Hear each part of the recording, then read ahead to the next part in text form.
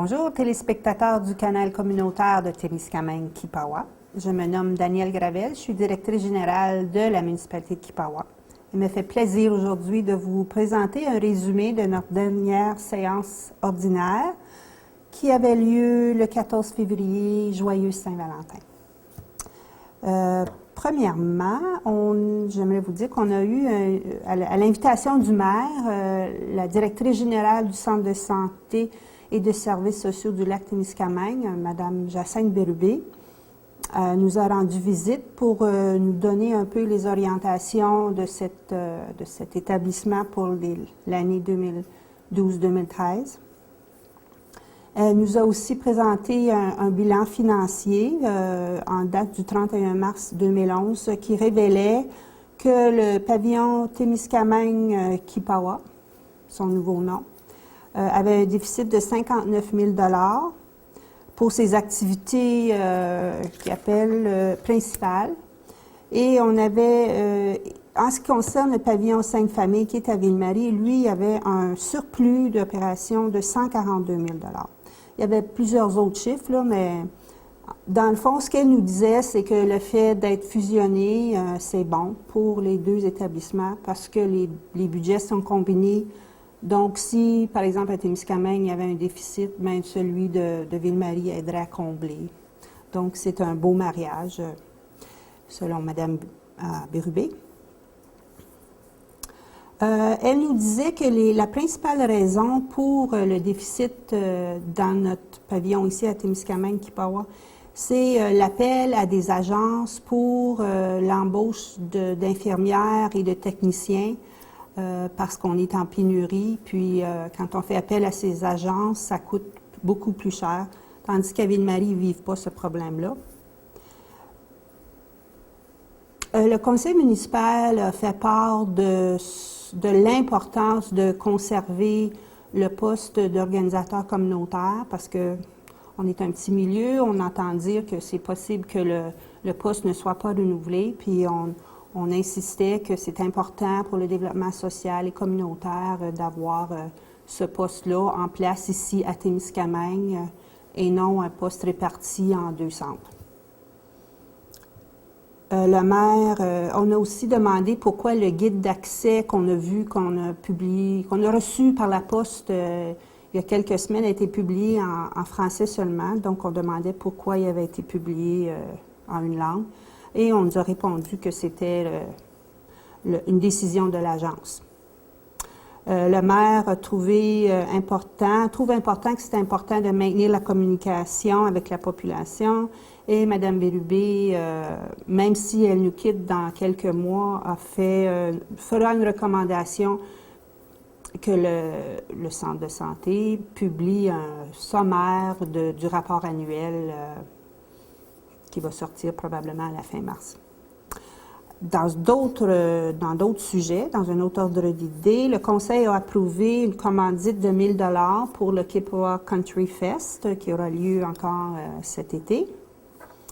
On a également reçu une lettre de la municipalité régionale de Comté concernant le bac à déchets qui est présentement situé dans l'écocentre, le relais d'écocentre local à Kipawa.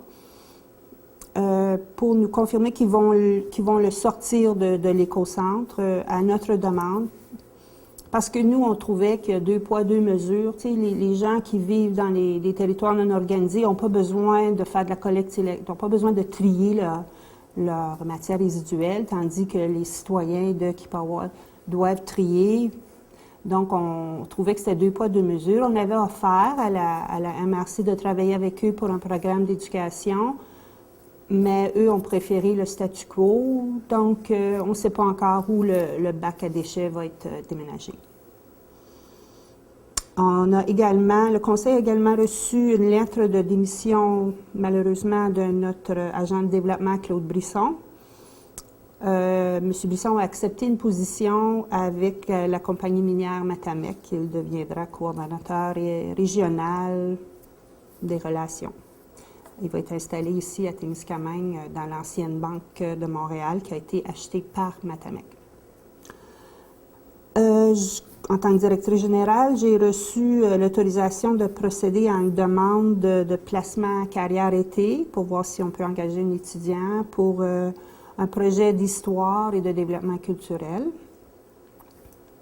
Le conseiller Serge Larochelle a présenté un sommaire du comité d'urbanisme.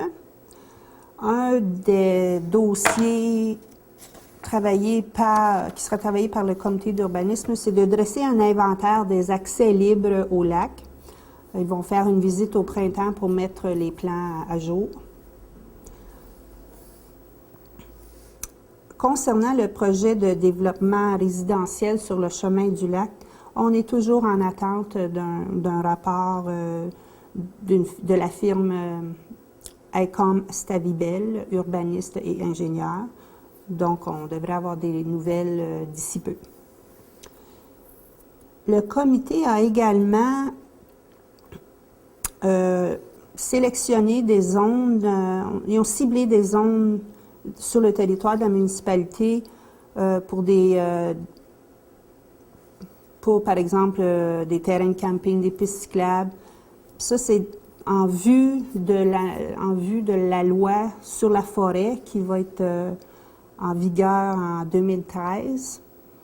Puis c'est en vue de protéger le territoire de la coupe forestière. On a aussi entendu beaucoup parler. On a entendu parler de la municipalité de Kipawa dernièrement dans les médias parce qu'elle a été choisie par la chaire de l'Université de Chicoutimi à cause de son plan de développement durable. A été choisie parce que c'est rare qu'une petite municipalité comme ça a un tel plan. La conseillère Muriel Bélanger, elle, pour sa part, a informé le conseil qu'elle fait maintenant partie du comité tourisme du secteur sud. Ce comité-là est à la recherche d'un citoyen pour pour siéger sur le comité. Et c'est sûr que la nouvelle agente de développement qui va remplacer Claude Brisson siégera également au comité. On a également, le conseiller Claude Carrière a proposé que la municipalité continue de louer l'autobus du garage Lacasse pour transporter les citoyens qui désirent assister aux parties des finales des Titans, là, parce qu'on sait qu'ils s'en viennent d'un final. Parce qu'on avait prévu jusqu'à la fin février, mais là, on va poursuivre jusqu'à la fin de la saison. Parce que c'est très populaire. Là, le dernier autobus, il y a eu une trentaine de personnes. En ce qui concerne le maire Young, lui a mentionné que le 16 janvier, la municipalité a invité le conseil municipal de Témiscamingue à venir jaser avec le conseil de Kipawa pour échanger sur des dossiers qu'on pourrait avoir en commun. Il a également mentionné, le maire a également mentionné que l'organisme de bassin versant du Témiscamingue était présent à une rencontre de riverains du lac Kipawa qui a eu lieu le 25 janvier. Le but, c'était de voir s'il y a un intérêt à créer une association de riverains. Ce soir-là, il n'y a pas eu de formation comme telle, mais on espère qu'avec un peu de réflexion, il y a des gens qui vont se présenter pour former une nouvelle association de riverains.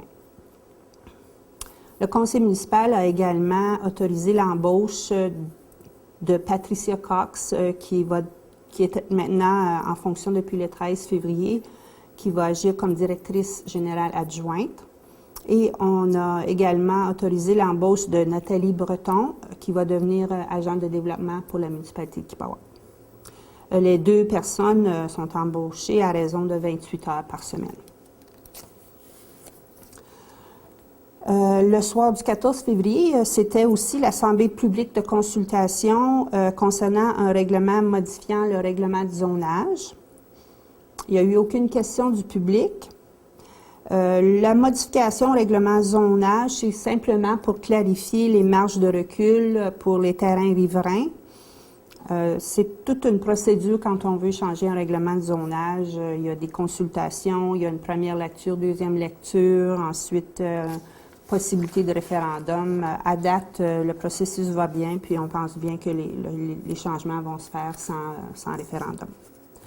Le conseil municipal a également adopté un règlement, le règlement 103, décrétant les règles de contrôle et de suivi budgétaire qui s'appliquent pour tous les employés de la municipalité qu'on doit suivre. C'est un règlement de 5 pages. Je pense que je vais vous laisser je vais vous laisser le... Je ne lirai pas le règlement, ça va être trop long. Après ça, on a... Le maire a proclamé février le mois du cœur à la demande de la Fondation des maladies du cœur qui contribue à améliorer la qualité de vie et les chances de survie de tous nos concitoyens. Et le soutien, la Fondation contribue activement à l'avancement de la recherche et à la promotion de la santé du cœur. Le conseiller Claude Carrière a donné un avis de motion qu'il présentera à la prochaine séance ordinaire du conseil municipal pour mettre à jour le règlement sur les permis. Là encore, c'est une technicalité. Auparavant, dans l'ancien règlement, il y avait la mention certificat qui maintenant n'existe plus. Donc, on va enlever cette mention-là et tout ce qui allait avec cette mention-là. Et on va aussi clarifier le rôle de l'expert qui prépare un plan de fosse septique. Ça va clarifier la responsabilité de cet expert-là. La municipalité de Kipawa va également présenter une demande dans le cadre du pacte rural de la MRC de Témiscamingue en vue de réparer le quai municipal situé dans la municipalité. Évidemment, c'est un quai municipal. Aussi, les citoyens, les contribuables ont reçu dernièrement leur taxe foncière, la facture de taxe foncière. Et la portion de vidange est sur le premier versement, entièrement sur le premier versement. Les citoyens qui aimeraient répartir cette taxe-là sur 4 versements, on aimerait leur dire que le conseil a accepté, c'est possible, il s'agit de faire la demande. Pour les gens qui ont plusieurs loyers, c'est peut-être, ils vont probablement demander de répartir la taxe. Ensuite, le conseil a accepté une entente pour prêter un local à la Chambre de commerce de Témiscamingue-Kipawa. Comme vous savez probablement, on a fait des rénovations au sous-sol et on a aménagé un local spécialement pour la Chambre de commerce. Ce local va être loué, va être prêté sans frais parce qu'on sait bien que la Chambre de commerce est un organisme sans but lucratif. C'est une entente d'1 an qu'on va sûrement vouloir renouveler et renégocier en temps et lieu. Et finalement, en ce qui concerne le bureau de poste de Kipawa, on poursuit des discussions avec Poste Canada en vue de conserver le bureau de poste de Kipawa. Il y a eu le poste a été ouvert pour maître de poste de Kipawa, mais il n'y a pas eu d'entrevue, il n'y a pas eu de personnes intéressées parce que les conditions n'étaient pas vraiment gagnantes, si vous voulez. C'est sûr qu'on n'a pas de local en vue. On n'a pas de local présentement, mais on pense peut-être quand on va réaliser le bâtiment multifonctionnel dans le parc municipal de Kipawa, il va peut-être avoir un espace, ou on pense réserver un espace pour le bureau de poste. Donc, on veut s'assurer qu'on garde le statut bureau de poste à Kipawa.